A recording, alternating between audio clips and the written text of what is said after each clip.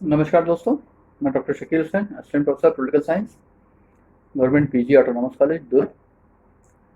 आज हम चर्चा करेंगे पोस्ट बिहेवियरलिज्म, उत्तर व्यवहारवाद पर। इसके पहले वाले एपिसोड में व्यवहारवाद पर चर्चा हो चुकी है।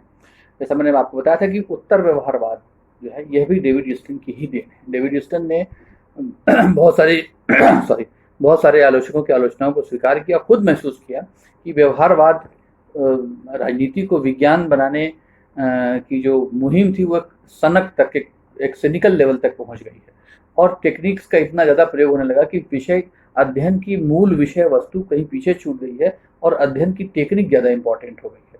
तो टेक्निक ने ओवरलैप कर लिया कि इसको सब्जेक्ट। तो ये इनके उत्तर व्यवहारवादी क्रांति का एक मूल विषय है। तो इन्होंने उत्तर व्यवहारवादी क्रांति के दो नारे दिए, एक्शन एंड रेलिवेंस।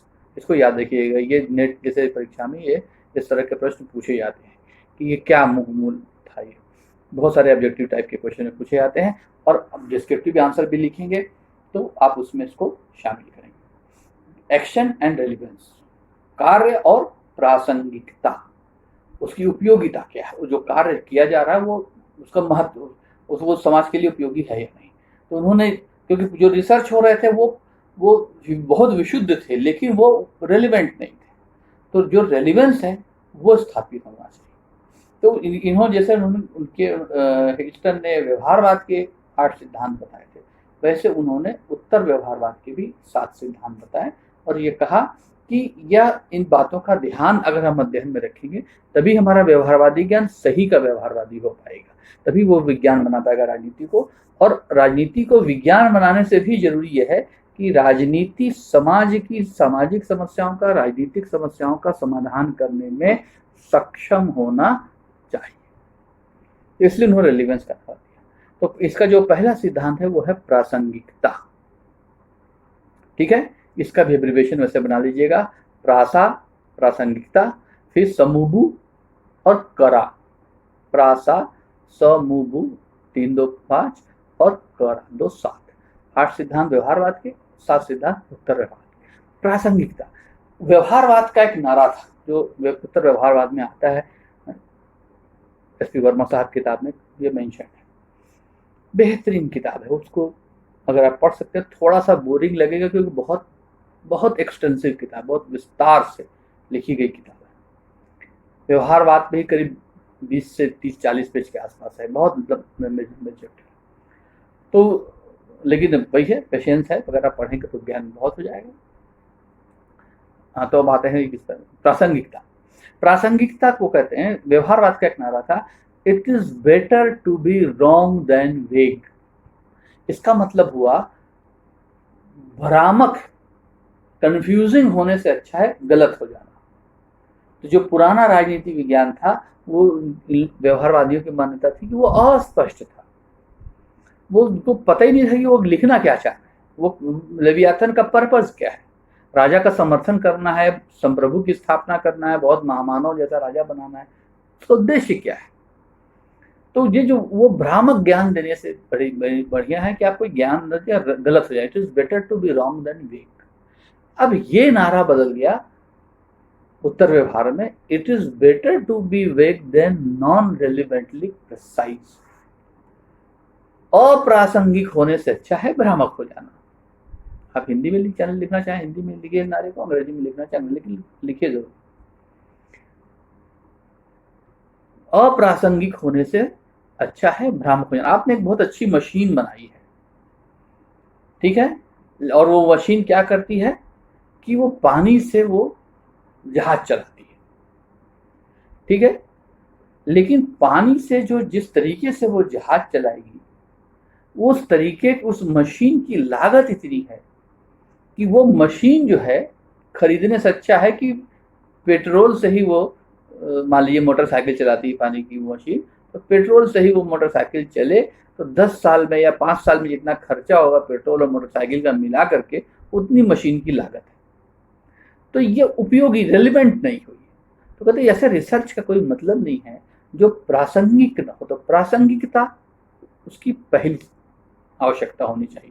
टेक्निक को बदलते नहीं, टेक्निक को 8 है, उसका फॉलो करना है आपको, लेकिन उसमें केवल मूल्यों को बाहर कर दिया गया था वो आप बाहर नहीं करना है।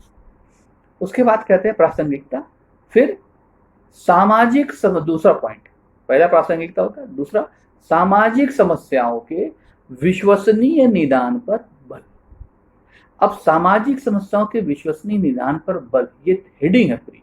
इसका मतलब क्या है? इसका मतलब ये है कि आप जो शोध कर रहे हैं, जो अध्ययन कर रहे हैं, जो रिसर्च कर रहे हैं, वह समाज के लिए फलप्रद होना चाहिए। जैसे राजनीतिक विकास के मालिक मॉडल उन्होंने दिया, लेकिन मैं आपको एग्जाम्पल दे रहा हूँ कि पॉलिटिकल डेवलपमेंट का एक मॉडल, या मैक्स वेबर का ब्यूरोक्रेसी ले लीजिए, तो बताते हैं ब्यूरोक्रेसी के बारे में, तो वो क्या कहीं किसी समाज में, किसी राजनीतिक व्यवस्था में नौकरशाही के अध्ययन में मददगार है?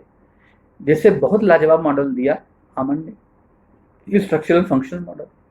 अब हूबहू वैसे लागू ना, लेकिन स्ट्रक्चर फंक्शन के समझे बिना तो आप किसी व्यवस्था को समझ ही नहीं सकते।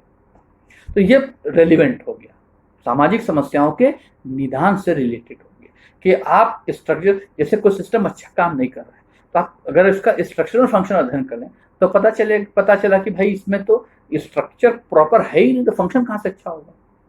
एल्टन मियो ने हथन प्रयोग और ये सब चीजें तमाम टेलर वेलर सबने किया, मेयो टेलर सबने। तो ये जो स्ट्रक्चरल फंक्शनल थ्योरी है, ये इस तरह का रेलिवेंस, तो रेलिवेंस जो है प्रासंगिकता के फिर सामाजिक समस्याओं के, सामाजिक मतलब सामाजिक, राजनीतिक, आर्थिक जो उस समय की सिस्टम की प्रॉब्लम्स है उसको एड्रेस करना चाहिए। तो ये हो गया दूसरा पॉइंट। तीसरा है सामाजिक परिवर्तन पर बल होना चाहिए कि केवल समस्याओं का निदान नहीं बल्कि सोशल चेंज आना चाहिए। सोशल चेंज का मतलब मार्क्स जैसे सामाजिक क्रांति की बात वो नहीं कर रहे हैं डेविड ईस्टर, वो डेविड ईस्टर नहीं कह रहे हैं कि पॉलिटिकल सिस्टम हमेशा काम करता है for the betterment of the people, लोगों के कल्याण के लिए, भलाई के लिए पॉलिटिकल सिस्टम काम करता है। तो लोगों के कल्याण के लिए जब काम करता है तो वो कल्याण होना चाहिए। अब उसको होने में कहीं कोई बाधा है तो एक पॉलिटिकल साइंटिस्ट को रिसर्च, जैसे अब देखते हैं Tata institute of social science है, बहुत सारे इंस्टीट्यूट है दुनिया में, कार्नेगी संस्थान है, रॉकफेलर है, फोर्ड है, इन लोगों ने बहुत रिसर्च करवाए और वो रिसर्च काफी फ्रूटफुल रिसर्च रहे। तो ये जो इस तरह के जो काम है वो सामाजिक इनका जो रिसर्च होना चाहिए वो प्रोग्रेसिव होना चाहिए, समाज की प्रगति होनी चाहिए उस प्रकार के राजनीतिक अध्ययन से। तो सामाजिक प्रासंगिकता, सामाजिक समस्याओं के विश्वसनीय निदान पर बल, सामाजिक परिवर्तन पर बल। तो अगला पॉइंट बोलते हैं कि मूल्यों की, मूल्य, तो ये गलती हुई कि मूल्यों को पूरा बाहर कर दिया गया। मूल्यों की भूमिका है और सबसे बड़ा मूल्य तो यही है, जैसे हमने देखा कि सामाजिक परिवर्तन पर बल, तो सामाजिक परिवर्तन क्या है? एक वैल्यू है, एक सामने एक आपके मॉडल है, एक टारगेट है, एक वैल्यू रखा गया क्या उसका सामाजिक परिवर्तन होना चाहिए, तो अपने आप में एक वैल्यू होगा। तो वैल्यू लोड कम करना यह व्यवहारवाद का उद्देश्य होना चाहिए, वैल्यू लोड को हटा देना यह व्यवहारवाद का उद्देश्य नहीं होना चाहिए। तो उत्तर व्यवहारवाद जहाँ एक क्रांति थी, व्यवहारवाद उसमें थोड़ा सा अमेंडमेंट था, संशोधन था, उसको व्यवहारवाद को ही व्यवहारिक बना रहा था कौन? उत्तर व्यवहारवाद। तो वो मूल्यों की भूमिका को स्वीकार करते हैं। अगले 2-3 पॉइंट, खासकर 2 पॉइंट बहुत इंपॉर्टेंट। उसके बाद कहते हैं बुद्धिजीवियों की भूमिका। अब बुद्धिजीवी से केवल पॉलिटिकल साइंटिस्ट से उनका